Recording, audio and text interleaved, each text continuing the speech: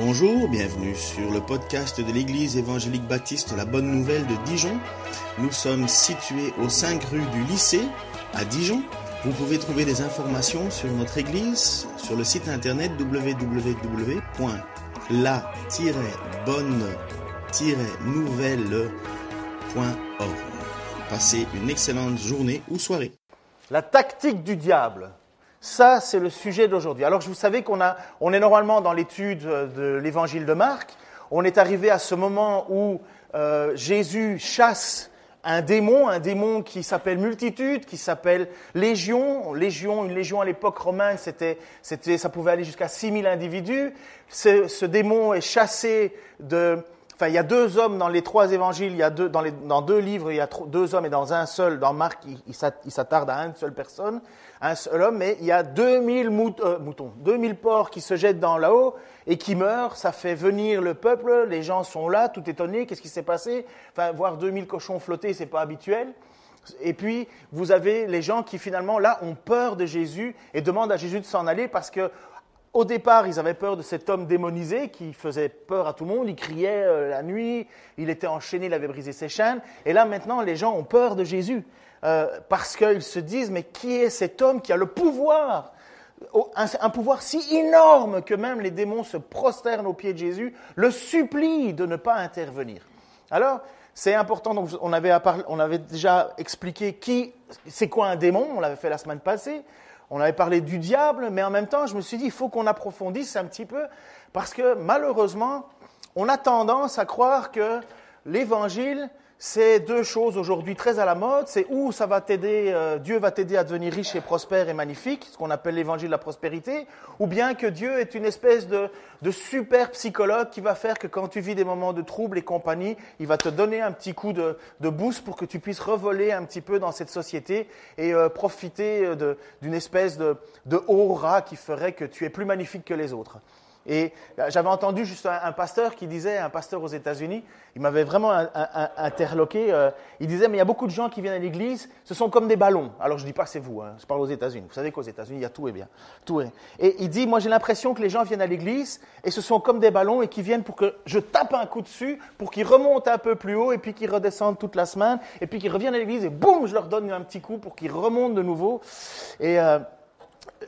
Et ça, malheureusement, on est dans ces tendances-là un petit peu. Le monde devient de plus en plus individualiste et ça fait partie des luttes que nous avons de vraiment nous centrer sur le message. Mais moi, je vous encourage, lisez la Bible et vous allez voir que le Seigneur devant lequel on plie le genou est bien plus grand que les ornières dans lesquelles on veut le placer. Puis, il faut, et c'est inévitable, si on parle d'être sauvé, si je vous dis Jésus vous a sauvé, vous allez vous poser la question, mais naturellement, mais sauvé de quoi? Sauvé de quoi? Jésus te délivre, mais il te délivre de quoi? Jésus t'offre la vie éternelle, mais qu'est-ce que ça veut dire? Il faut bien qu'il y ait un point de départ où tout a basculé. Il faut que Jésus nous sauve. Allez dire ça à quelqu'un dans la rue, Jésus te sauve. Honnêtement, vous comprenez que ça n'a pas trop de sens si vous ne donnez pas le contexte. Me sauver de quoi? De mon chagrin? De ma tristesse? De mes dettes? De mon deuil, me sauver de quoi? Pourquoi Jésus est venu? Alors on est obligé de revenir au tout début du livre de la Genèse, au chapitre 3, pour découvrir l'action de notre ennemi, l'action de l'ennemi de Dieu. Si cet ennemi de Dieu n'était pas rentré dans le monde, nous serions magnifiquement heureux. En fait, on ne serait même pas là. Mais non, il faut nous expliquer, il faut que... on découvre où tout a cassé, où tout a basculé. Sachez que le but de Jésus est clairement celui-ci. Jésus est venu pour détruire les œuvres du diable. Ça se trouve dans le chapitre... Ça se trouve dans le chapitre 3 de la première lettre de Jean, au verset 8b. Le Fils de Dieu est précisément apparu pour détruire les œuvres du diable. Et voilà pourquoi ça m'intéresse de prendre dans notre série de Marc un peu de temps. J'aimerais bien voir c'est quoi les œuvres du diable. Quelles sont les œuvres du diable? De quoi on parle? Si vous lisez dans les Écritures, et on va y revenir, mais nous voyons que Jésus considère que les religieux de l'époque, ce sont des personnes qui ont pour père le diable. Il dit, vous n'avez pas le père Abraham comme vous pensez, mais vous avez comme père le diable qui a toujours été menteur. C'est l'image juste après. Vous avez, ça se trouve dans Jean chapitre 8 verset 44, vous avez, vous, et il parle à des religieux, pour père le diable, et vous voulez accomplir les désirs de votre père. Il a été meurtrier dès le commencement, il ne s'est pas tenu dans la vérité parce qu'il n'y a pas de vérité en lui. Lorsqu'il profère le mensonge, il parle de son propre fond, car il est menteur et père du mensonge. Je vous ai expliqué la semaine passée que Satan était au départ un ange extraordinairement beau. Il s'appelait Lucifer. Lucifer, c'est pas une série pour nous dire qu'il y a un gars qui a des pouvoirs et qui est méchant et horrible. Lucifer, à l'époque, c'était plutôt le nom d'une personne qui était magnifique. Ça s'appelait, la traduction, c'est astre brillant. C'est pas rien. On a Jupiter ici, mais à l'époque, il y avait astre brillant.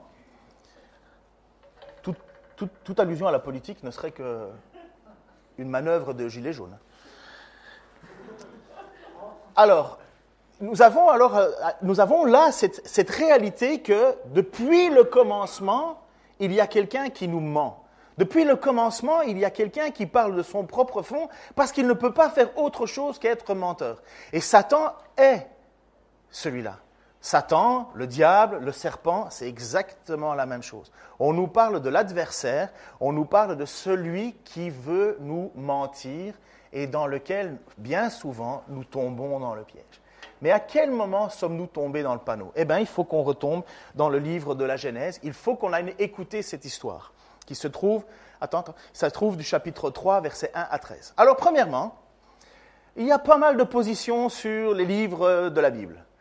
Il y en a certains qui disent oh, « c'est des mythes, des légendes, ça n'a jamais existé, ceci, cela, ça c'est des histoires pour les enfants, pour vendre des jouets et compagnie. » Non. Il y en a d'autres qui pensent que ce n'est pas assez intellectuel.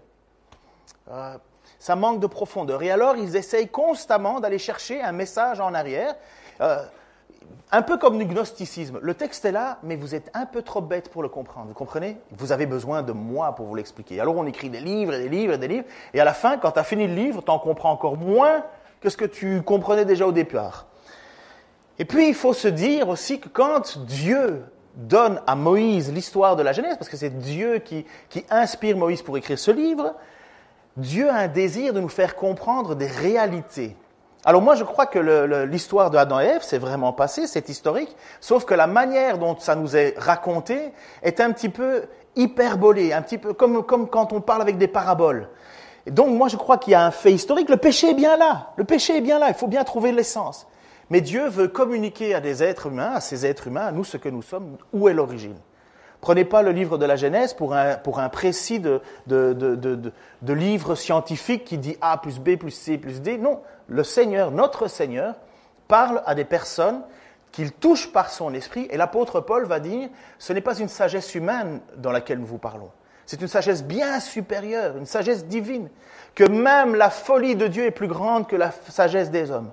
Et voilà que Dieu, dans sa sagesse, et voilà pourquoi je crois que c'est important de revenir à ce texte, voilà ce que Dieu, dans sa sagesse, nous a donné pour pouvoir comprendre la situation dans laquelle nous sommes. Et voilà qu'en demandant et en transmettant par l'intermédiaire de Moïse, il nous raconte cette histoire. Genèse, chapitre 3. Le serpent, alors, si vous pensez juste à un petit animal alors, vous pouvez. Mais l'idée, c'est que Dieu veut, d'une certaine manière, nous faire comprendre. C'est pas tous les serpents qui sont des diables, c'est pas ça l'idée. C'est qu'il faut personnifier le mal. Et il se présente de cette manière-là. De la même manière qu'il y a un âne qui a parlé, vous savez, avec Balaam dans la Bible, il y a un âne qui a parlé. Alors ça reste de l'extraordinaire. Ça reste de l'extraordinaire. Mais je crois que c'est vrai. Je crois que le diable était bien présent. Le serpent était le plus tortueux de tous les animaux des champs que l'Éternel Dieu avait fait. Il demanda à la femme, « Vraiment, Dieu vous a dit, ne mangez du fruit d'aucun des arbres du jardin ?» La femme répondit au serpent, « Nous mangeons des fruits des arbres du jardin, excepté du fruit de l'arbre qui est au milieu du jardin. » Vous connaissez un peu l'histoire, le contexte, petit rappel. Dieu place Adam et Ève dans le jardin, il donne du boulot à Adam de donner un nom à chaque animal. Adam se trouve seul. On lui fait Dieu lui dit, il n'est pas bon pour que l'homme soit seul. Il tire la femme de sa côte. Voilà que Adam et Ève se retrouvent en face. Et Ève dit, voilà bien la chair de ma chair, os de mes os. Et voilà, ils ne formeront plus qu'un, et ainsi de suite. Ils gambadent dans le jardin. L'histoire ne nous dit pas ce qu'ils font. Et à un certain moment, voilà que, boum, le serpent arrive.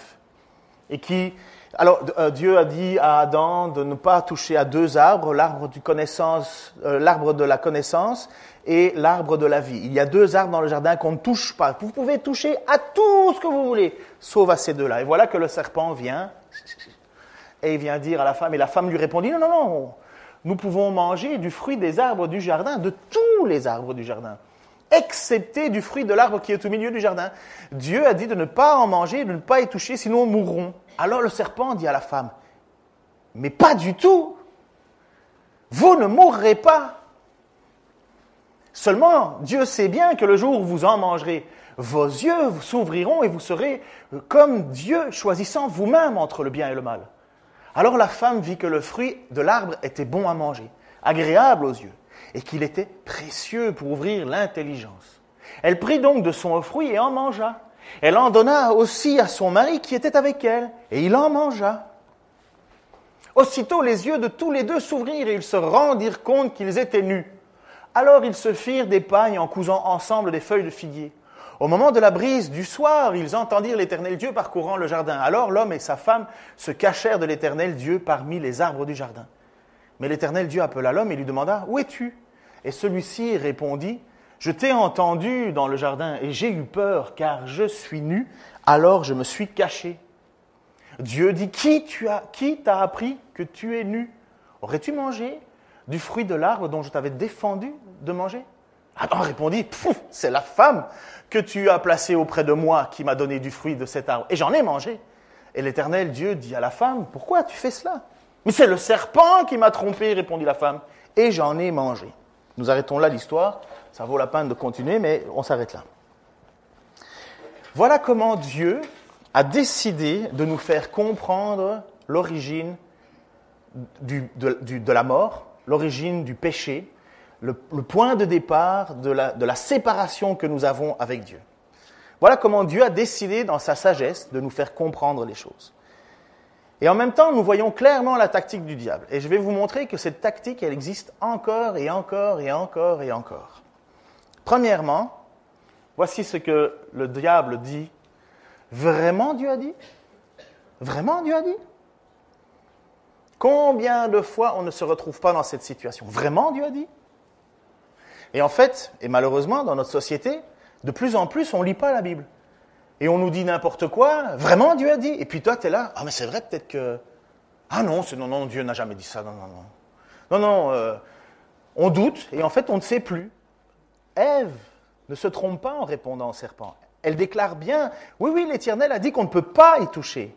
Mais qu'est-ce que fait le diable, le serpent, l'ennemi? Première chose, il te fait douter de la parole de ton Dieu. Première chose, il fait douter de ce que Dieu a dit. Vraiment, Dieu a dit? Voilà que Ève répond. La femme répondit au serpent, nous mangeons des fruits des arbres du jardin, excepté du fruit de l'arbre qui est au milieu de Dieu. Dieu a dit de ne pas en manger et de ne pas y toucher, sinon nous mourrons. La réponse est totalement juste. Mais vous savez où le doute est arrivé? Dans « Vraiment Dieu a dit ?» Pourquoi? Quelle est la tactique du diable, à votre avis? Le diable, sachez une chose, il est excessivement doué, excessivement malin, excessivement menteur et manipulateur. On ne tient pas devant lui sans Jésus-Christ. Impossible. Quel est le discours du diable dans le « Vraiment tu as dit » Son idée, c'est comme une indignation. Mais enfin, votre Dieu si bon vous interdirait de manger cet arbre? Vraiment, Dieu est comme ça? Vraiment, Dieu qui est votre Père et qui prend soin de vous, vraiment, Dieu vous demanderait de ne pas avoir le droit de toucher à cet arbre? Et l'idée s'insinue, mais quel mauvais Dieu vous avez! Ça, c'est le travail du sape du diable. Et qu'est-ce qu'on fait aujourd'hui dans nos pensées. On essaye de mettre du Dieu plus cool. On veut du Dieu plus facile à vendre, mieux emballé. Et on est là à vouloir essayer de douter de la bonté de Dieu dans la discipline, dans la manière dont Dieu intervient dans l'Ancien Testament et compagnie. On doute de la bonté de Dieu. Mais d'où vient la bonté? D'où vient l'amour sur la terre? D'où ça vient? Si nous sommes juste une explosion de cellules qui commença il y a 13,9 milliards d'années-lumière lors du Big Bang, qu'on ne sait toujours pas d'où ça vient. Oui, ce serait des informations avant ça, mais ils ne savent toujours pas de qui viennent les informations. Mais si on est juste une explosion de cellules qui fait qu'on est dans la loi du plus fort, déjà il faut que la cellule elle se batte pas mal avec elle-même pour essayer de dire je suis seul, il faut que je sois deux, puisque on parle d'un... Enfin, est-ce que je vous perds là peut-être un petit peu, non Sinon je m'emballe et je vais commencer à partir dans les astres et l'infiniment grand, l'infiniment petit.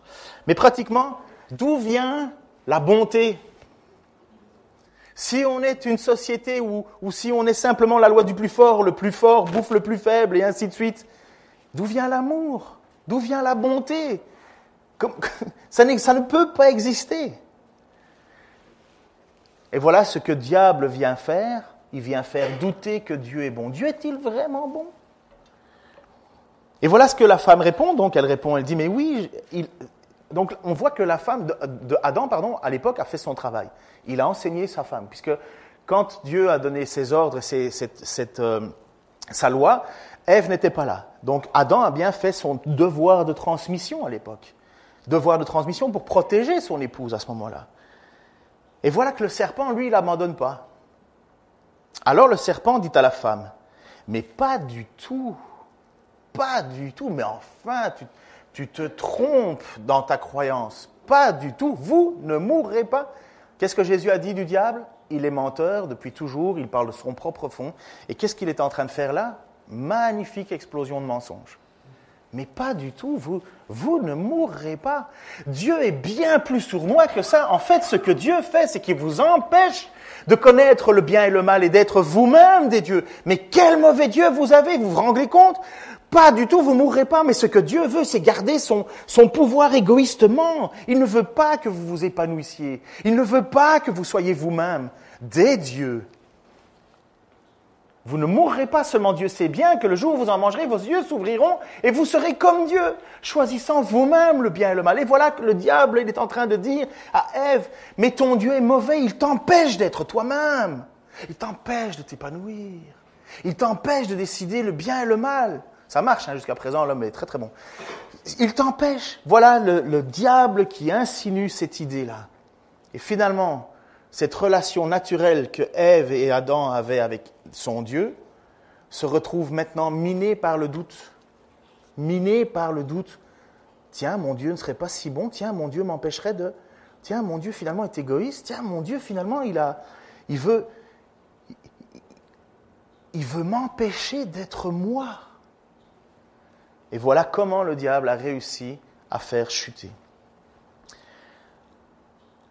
Faire douter des conséquences. Mais non, vous ne mourrez pas. Faire douter des conséquences. Faire douter des motivations de Dieu. Et en même temps, faire croire que Dieu nous empêche de nous épanouir, je viens de le dire. Capable de discerner comme Dieu. Prendre la place de Dieu. Capable de voir et de comprendre aussi bien que Dieu. La créature qui voulait être égale au Créateur. Alors la femme vit que le fruit de l'arbre était bon à manger, agréable aux yeux, et qu'il était précieux pour ouvrir l'intelligence. Alors je crois que tous les arbres des fruits étaient bons à manger, je crois que tous les fruits des arbres étaient agréables à regarder, mais celui-là était utile pour ouvrir l'intelligence. Elle prit donc son fruit et en mangea, elle en donna aussi à son mari qui était là, et il en mangea. Voilà pourquoi le péché est aussi bien tombé sur Adam et Ève. Adam est là, il aurait très bien pu dire « Hey, mais qu'est-ce que tu fais? Arrête !» Non. À mon avis, il a dit « Tiens, on va voir ce que ça donne. » Donc, les deux sont pécheurs. Même si dans l'ordre créationnel, Ève a péché en premier, la condamnation est tombée sur Adam et Ève, ils ont désobéi tous les deux. Le discours du diable fait croire que Dieu nous empêcherait d'accéder à quelque chose de bon. Et honnêtement, la désobéissance, ça quand même, c'est attirant. On lit depuis un certain temps, pour ceux qui nous visitent, sachez qu'on a décidé de lire, enfin on s'est engagé de lire, parce qu'on n'a pas fait un vote non plus, on s'est engagé à lire les livres des proverbes au début, jusqu'au moment où ça devient une succession de proverbes, ça va devenir long, mais où c'est l'histoire d'un père qui parle à son fils en disant « sois sage, sois sage ». Et ce fils est attiré par la désobéissance, attiré par la femme qui appartient à un autre, et il n'arrête pas de dire « mais ne tombe pas dans ce piège, tombe pas dans ce piège, tombe pas dans ce piège de l'adultère, tombe pas là-dedans ». Mais la désobéissance, elle est attirante. On a envie. Et voilà comment le diable fait en sorte. En disant, mais tu vois ce fruit. Et au fait, il n'y a jamais marqué une seule fois une pomme. Okay, c'est un fruit, on ne sait pas lequel. Et encore, le fruit, c'est pas le papaye non plus. On ne sait pas ce que c'est. C'est quelque chose qui pour manger les pommes. Mangez les pommes. Ne tombez pas dedans. Et n'achetez pas Macintosh. Ça, c'est une inside joke parce que j'ai un copain qui ne jure que par Mac. Et moi, je lui dis, tu te fais arnaquer, tu te fais vendre un PC 3 fois plus cher qu'un autre.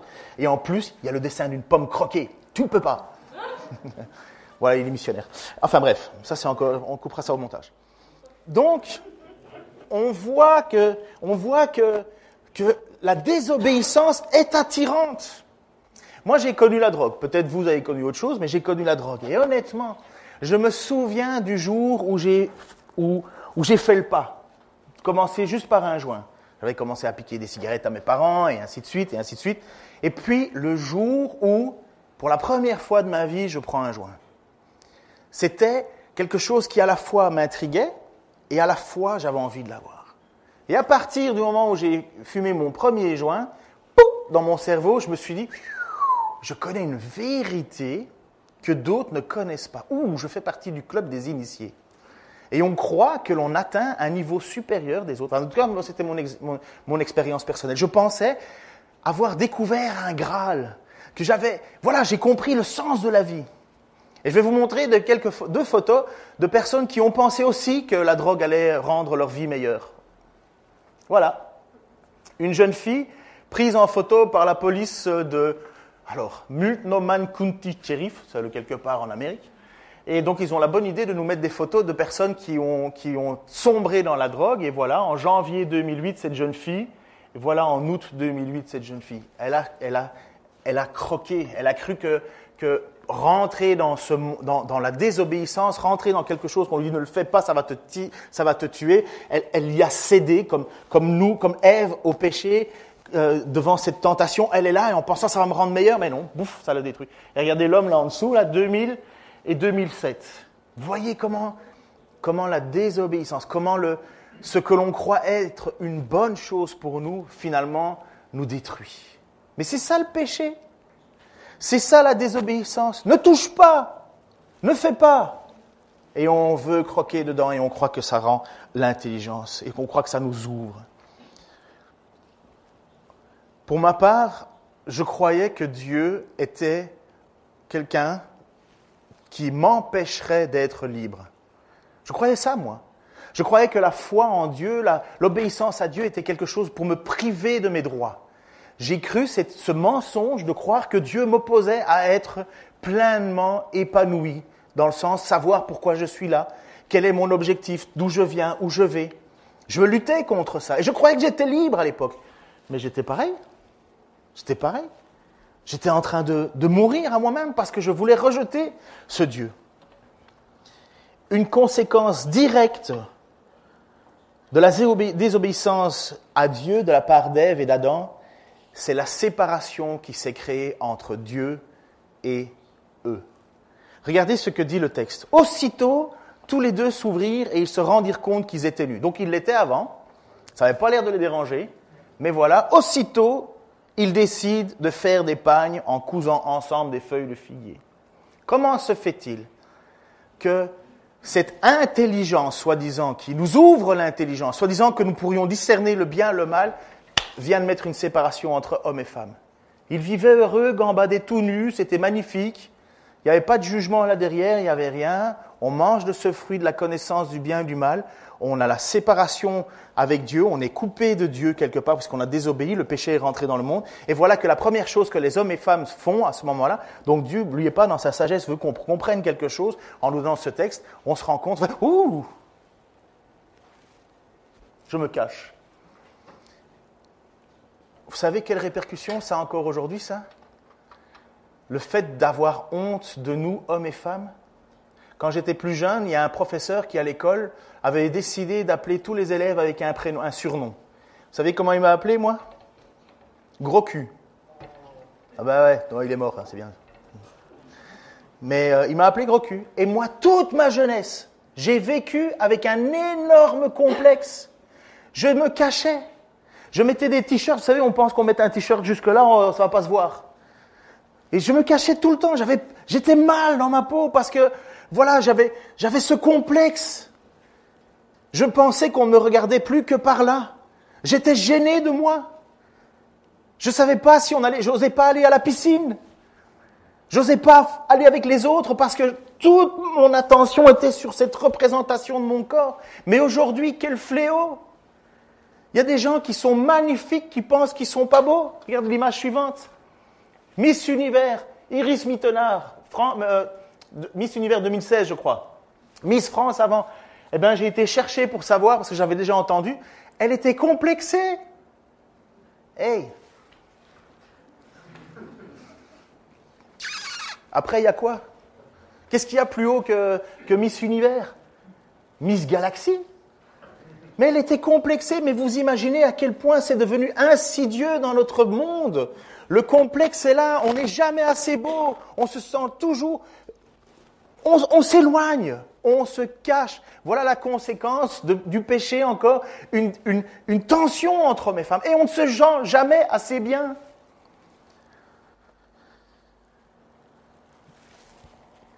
Ah, moi, quand je vois ça, ça me tue parce que je sais à quel point dans notre société on souffre de complexes. Incroyable. Trop gros, trop petit, trop mince, trop ci, trop là. Et même quand on est parfaite selon les termes des hommes, on trouve qu'on n'est pas encore assez parfait. Mais vous vous rendez compte comme quoi il y a quelque chose là. Il y a un problème là. Toutes les femmes, vous savez de quoi je parle? Bah oui. Je sais. C'est aussi général que je ne sais pas quoi mettre. J'ai plus de quoi m'habiller. Classique, ça va avec. Aussitôt, les yeux des deux s'ouvrirent, comme dit le texte. Ils se rendirent compte qu'ils étaient nus. Alors, ils se firent des vêtements pour se cacher. Magnifique ouverture de l'esprit. Hein? Magnifique ouverture de ce que le diable nous a vendu. Waouh! Oui, je suis capable de faire la connaissance du bien et du mal. La première chose que tu as avec cette fameuse connaissance du bien et du mal, tu t'auto-accuses. Tu ne t'aimes plus. Bon, on a passé Ygritte Mittenard. Genèse 3.10. Au moment de la brise du soir, il entendait l'Éternel Dieu parcourant le jardin. Alors l'homme et sa femme se cachèrent de l'Éternel Dieu, parmi les arbres du jardin. Mais l'Éternel Dieu appela l'homme et lui demanda « Où es-tu » Et celui-ci répondit « Je t'ai entendu dans le jardin, j'ai eu peur car je suis nu.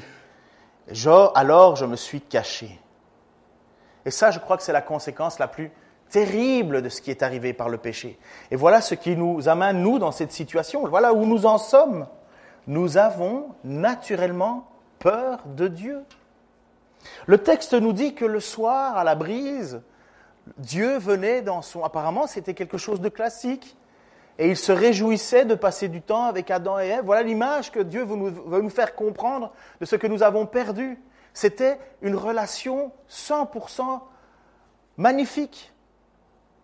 On ne se sentait pas accusé, on ne se sentait pas complexé, on ne se sentait pas mal, on était bien, on était bien. Et le soir, Dieu venait, on n'avait pas peur. Mais là, le diable arrive.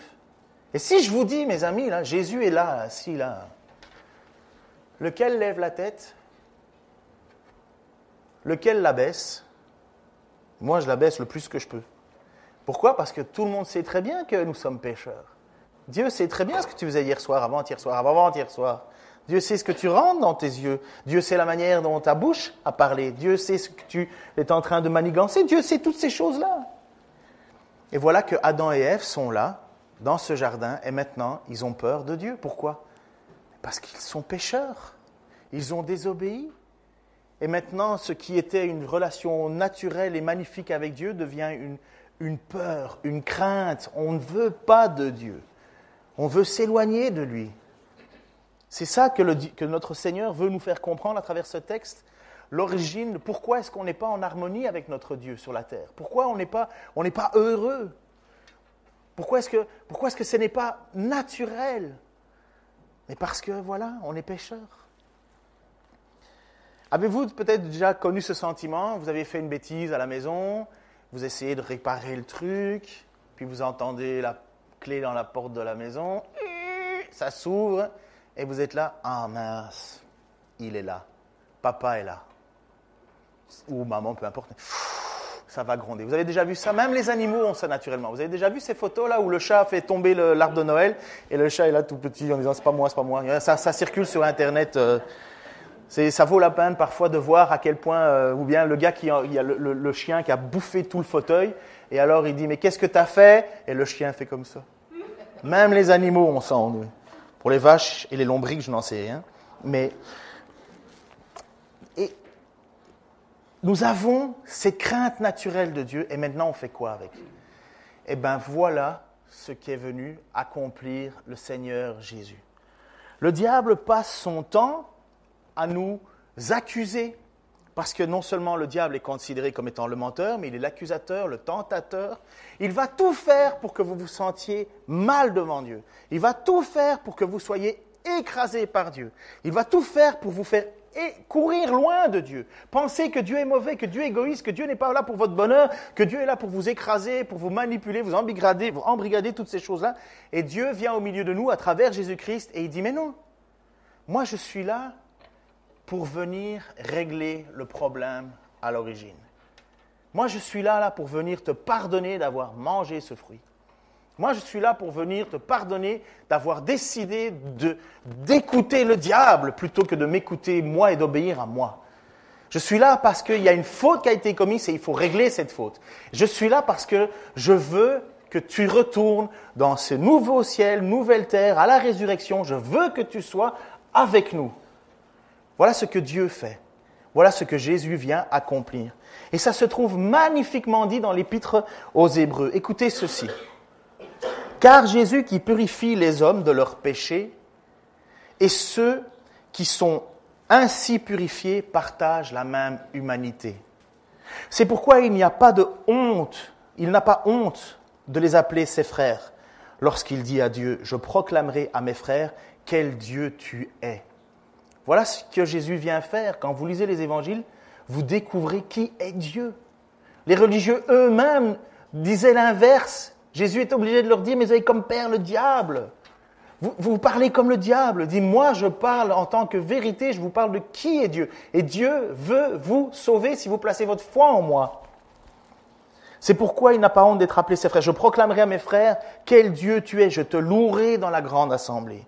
Il dit aussi, pour moi, je mettrai toute ma confiance en Dieu. Et encore me voici avec les enfants que Dieu m'a donnés. Ainsi donc, puisque ces enfants sont unis par la chair et le sang, lui aussi, de la même façon, a partagé leurs conditions. C'est comme si Jésus était venu au milieu de nous, au milieu du jardin. Revenons un peu en arrière, inventons-nous une pièce de théâtre. C'est comme si Jésus fait homme, vient au milieu d'Adam et Ève, en disant, mais qu'est-ce que vous avez fait là? Mais je vais payer le prix de votre faute. Moi, je n'ai pas péché. Moi, je n'ai pas commis de faute. Moi, je continue à placer ma foi en mon Père. Eh bien, je vais prendre la faute sur moi. Et voilà, c'est ça l'idée que Dieu vient au milieu de nous dans notre propre condition. On n'a pas peur de ce Dieu qui marche au milieu du jardin et qui nous fait peur. On a un bébé qui naît à Noël. Qu'est-ce qu'il y a de peur en bébé? Dieu vient à travers un tout petit enfant pour nous permettre d'aller à lui. Parce que si Dieu venait en toute puissance, personne n'irait. Lorsque Dieu était présent dans l'Ancien Testament, et sur la montagne, vous vous souvenez, lorsque le peuple était là en disant « Ouh, on ne veut pas y aller ».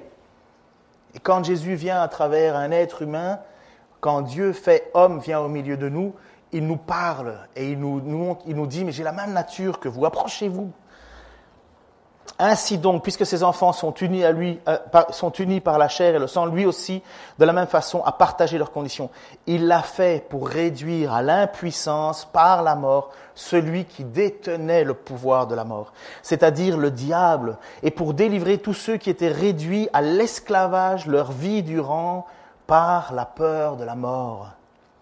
Car ce n'est évidemment pas pour porter secours à des anges qu'il est venu. Non, c'est à la descendance d'Abraham qu'il est venu en aide. C'est pas magnifique? Jésus est venu pour nous délivrer de la peur, de la mort, pour nous délivrer du piège du diable. Et vous comprenez pourquoi c'est important qu'on revienne à ce texte de la Genèse, pour comprendre ce que Jésus fait devant un démon lorsqu'il lui crie dessus « Va-t'en, pars ». On a besoin de revenir à l'origine parce que le plus grand ennemi des hommes et le plus grand ennemi de Dieu, c'est le diable. Mais la bonne nouvelle, c'est qu'il est vaincu. Mais il ne se laisse pas faire, il ne meurt pas vite. Et puis on verra les autres semaines, la manière dont dans l'Église, la manière dont dans le monde il agit. On le fera si ça... Vous n'avez pas le choix de toute façon, c'est comme ça. Mais on va vous montrer que comment le diable est encore à l'œuvre et comment il continue à être celui qui nous dit des mensonges tellement bien qu'on croit que son mensonge est vérité. Il est fort, hein? Seigneur, je te remercie parce que tu nous as donné la possibilité de pouvoir résister au diable. Tu nous l'as dit, Seigneur. Tu nous as donné maintenant les armes. Père, je te prie pour tous ceux qui sont et qui se débattent avec le mensonge que le diable a proclamé. Je te prie, Seigneur, que tu leur montres ta vérité. Tu es vainqueur à la croix. Seigneur, personne n'aurait pu imaginer cela. C'était un scandale pour les Juifs, une folie pour les Grecs, mais pour toi, Seigneur, c'est une manière de nous sauver. Je te prie, Seigneur, pour ceux qui ne te connaissent pas, et qu'ils découvrent quel Dieu tu es vraiment, puisque tu as marché au milieu de nous. Qu'ils puissent lire ta parole, qu'ils puissent lire et voir ce que tu es, ce que tu as fait, ce que tu attends. Je te remercie, Seigneur, parce que tu es ce Dieu qui est venu non pour nous condamner, nous le sommes déjà. Tu es venu pour nous sauver. Seigneur, je te prie pour que tu puisses ancrer ce message en nous, à savoir que nous sommes vainqueurs contre le diable. Seigneur, tu l'as vaincu. Seigneur, lorsque nous sommes attaqués, tentés, Seigneur, je te prie que nous puissions naturellement revenir à toi, parce que tu es la seule solution. Tu es la seule solution. Que pouvons-nous faire contre un ennemi aussi redoutable? Rien. Seigneur, je te remercie que tu nous donnes, Seigneur, ta parole, que tu nous donnes ton esprit. Et surtout, Seigneur, je te demande que nous-mêmes ne nous soyons pas obstacles à ce que tu veux faire dans nos vies.